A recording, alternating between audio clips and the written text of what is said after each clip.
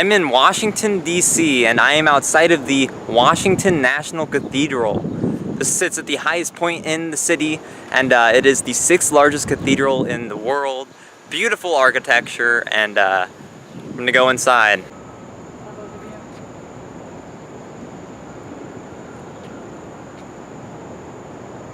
They did keep with the Gothic style to build this one, like most in Northern Europe and England. This is the front of the cathedral. Its 2 towers. There's some awesome sculptures on the doorways. And also I'm imagining all of the presidents who would walk right through those doors. And this whole building is constructed with Indiana limestone. As you can see up on the tower, it's still under construction because the 2011 earthquake damaged a lot of the architecture, so that's what, 7 years ago? And here's some parts that used to be on the top that got removed because of the earthquake. From the base to the tower is 380 feet, so it's one of the tallest buildings in Washington, D.C. So one of the features on here are gargoyles. They have some really cool ones. They have one in Darth Vader. I was hoping to find it, but a lot of them are like really hard to tell, so I won't be able to find it.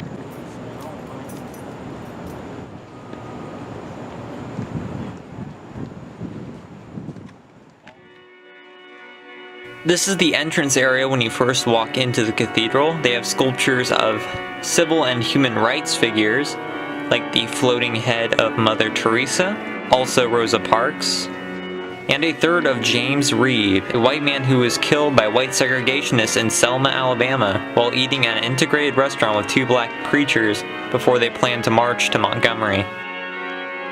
Also, there is a 2-foot full-size statue of Eleanor Roosevelt, the brilliant First Lady who was involved in the founding of the UN, among other things. Now prepare to be amazed. And this is only a side aisle. In this back corner there is a memorial to President Abraham Lincoln, with a statue and the speech he gave in Springfield at the train station before leaving for Washington. A nearby plaque reads, "Abraham Lincoln, the lonely soul God kindled, is here remembered by a people, their conflict healed, unfortunately it's not, by the truth that marches on." Also, there is some more earthquake damage. In the other back corner, there is a statue of General George Washington, the first president and the father of the country, also with Masonic symbols. And here is the center aisle.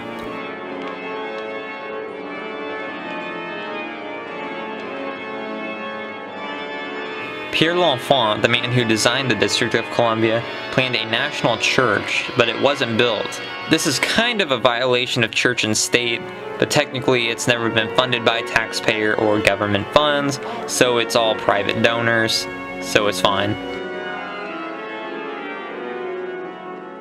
Construction started in 1907 and took over 80 years to complete. It was finally completed in 1990.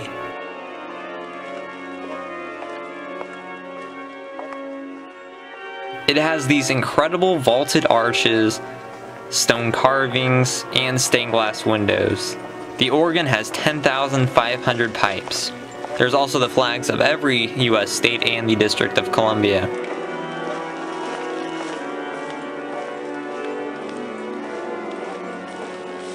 The cathedral, officially the Cathedral Church of St. Peter and Paul, is Episcopalian, but they say it is for all faiths. This is a window in memory of Charles Warren, who was a Supreme Court historian. That is the space window with a genuine piece of moon rock brought by the Apollo 11 astronauts. In the side bay of the cathedral is the tomb of President Woodrow Wilson and his second wife, Edith Bowling Wilson. Wilson is a very fascinating and important figure in American history, and most people don't know too much about him.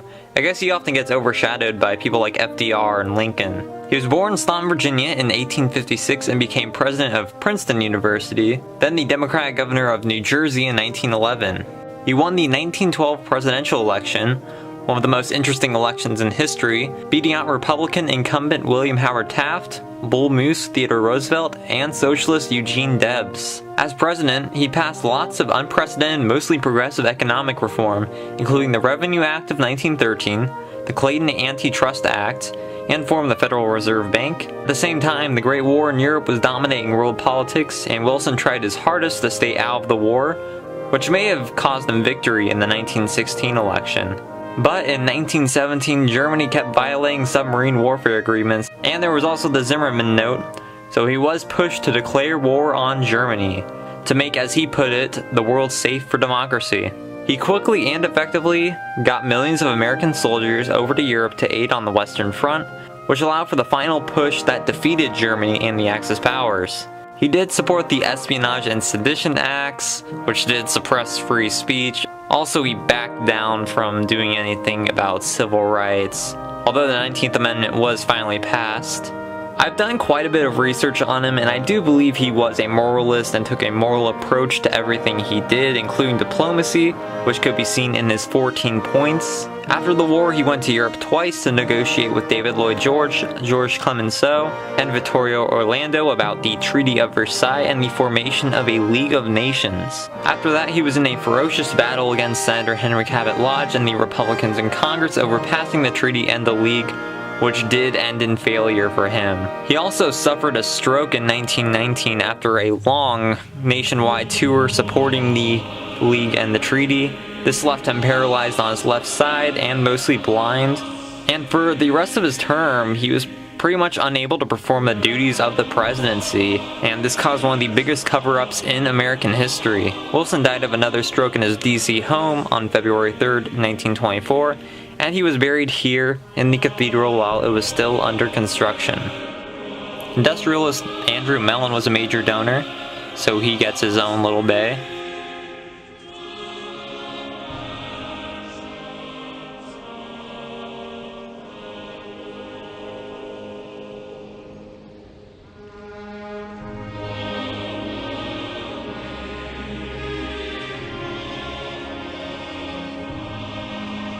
This is the baptistry.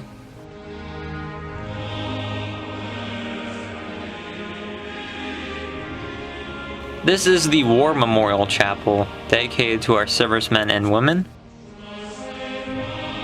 A statue of Child Jesus in the Children's Chapel. This is the altar of the chapel. This is the Pentagon Cross, made from fragments of the Pentagon from the 9/11 attack.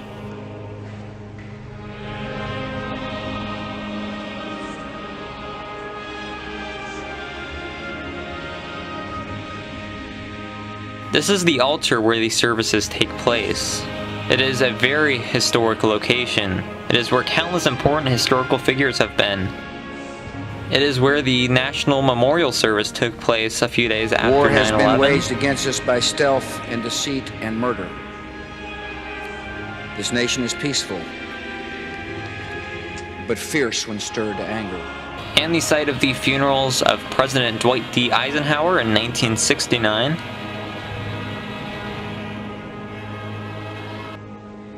President Ronald Reagan in 2004.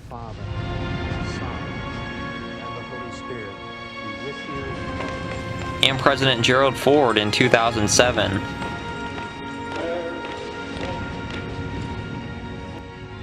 Also, Senator John McCain's funeral on September 1st, 2018, 30 days after my visit.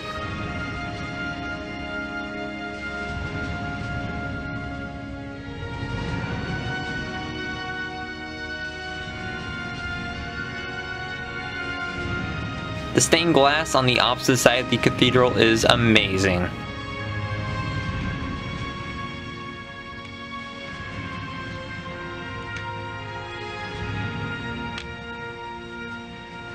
In the back is the tomb of Norman Prince. who served in the French Air Service during World War I, and he was killed in a landing accident in 1916, and he got buried here in this elaborate tomb. The nave is 10 stories high, and this holds the choir and musicians during services.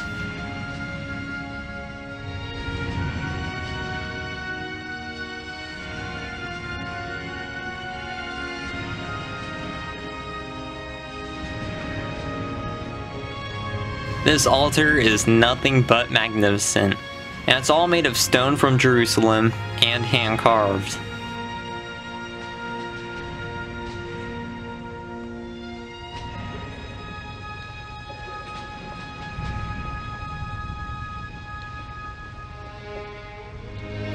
This is St. Mary's Chapel with 16th century tapestries which tell the story of David and Goliath. This is the tomb of Lars Anderson and Isabel Perkins. Lars Anderson was a popular diplomat in the early 20th century.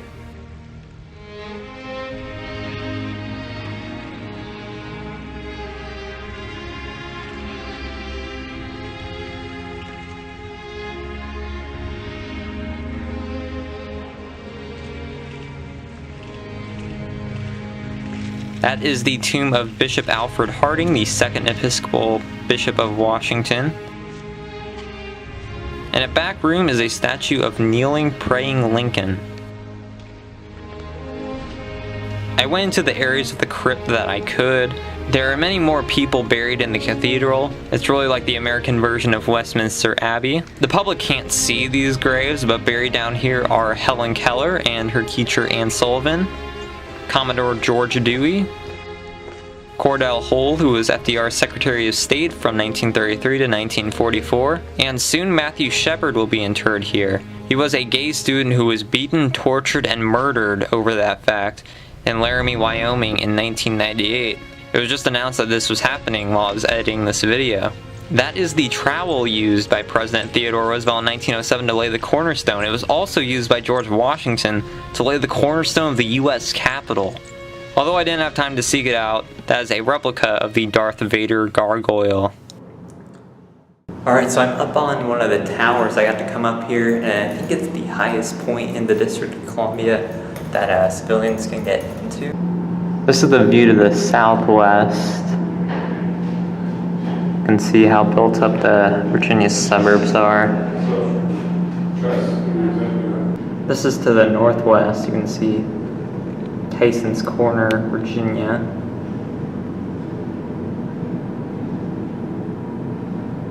And the more quiet side of the district.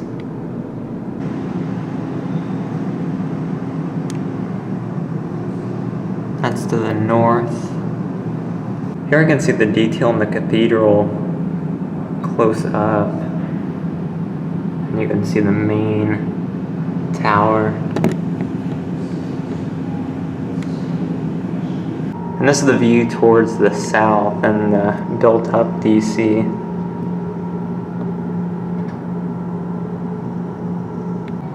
This is a great view of all of downtown DC. You can see the Capitol and the Washington Monument.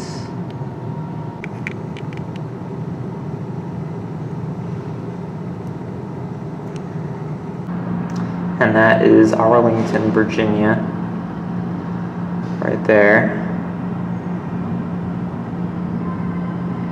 Alright, so what can I say? The most beautiful building I've ever seen. This is insane. This is a beautiful structure. If you come to DC, stop here. But anyways, if you like this, I have other videos on historic sites, cathedrals, a bunch here in DC. So please go check those out, and thanks for watching.